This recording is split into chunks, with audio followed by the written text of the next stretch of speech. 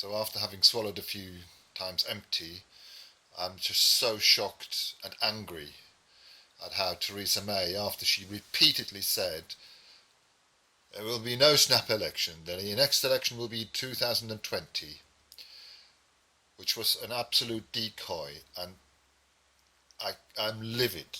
I'm absolutely livid, because they must have been preparing for months for this.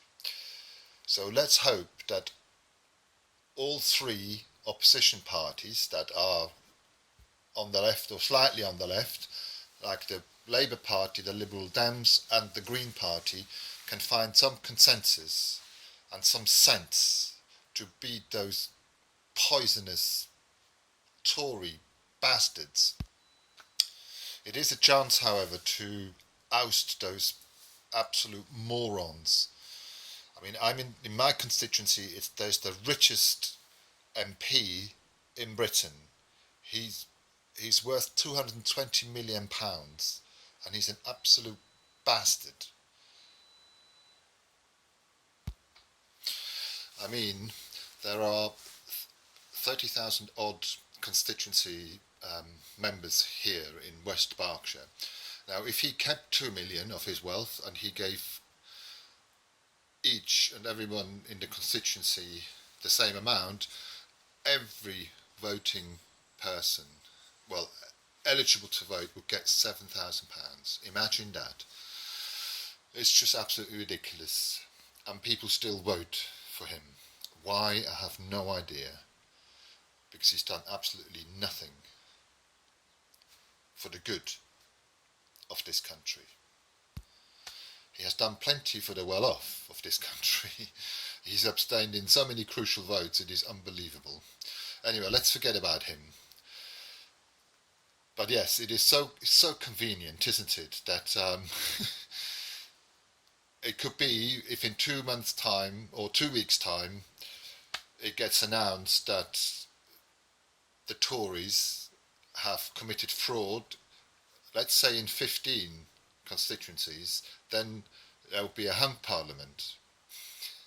And of course that's a dangerous situation to be in. So to avoid this, they called an early election. It is absolutely beyond... yeah, I'm livid.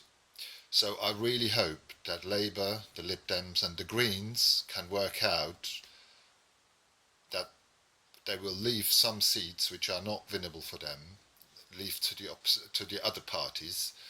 I think that there's probably about 3 or 4 or 5 Green seats in this country: Brighton, Bristol, potentially Manchester, and there may be one other.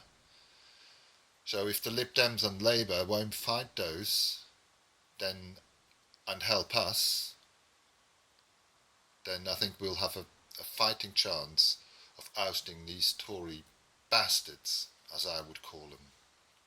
Right, that is almost my rant over. So after having lived here for 30 years, paid my taxes and helped hundreds of people, I'm not even eligible to vote. But you think then I shouldn't care, but actually I do care, because I'm affected by these policies. If I want to go to the library, it is only because we fought here in West Berkshire that our libraries are still open. Those bastard Tories would have shut them if we hadn't gone out in the streets and demonstrated and be on television and in the papers. So I hope whatever party you are, apart from the Tories, go out into the streets and do the work. Go and talk to people and convince them that it is enough of those Tories. It is enough. They're holding us in contempt. They're holding the country in contempt. It is absolutely ridiculous. Right, so that is definitely my rant over now.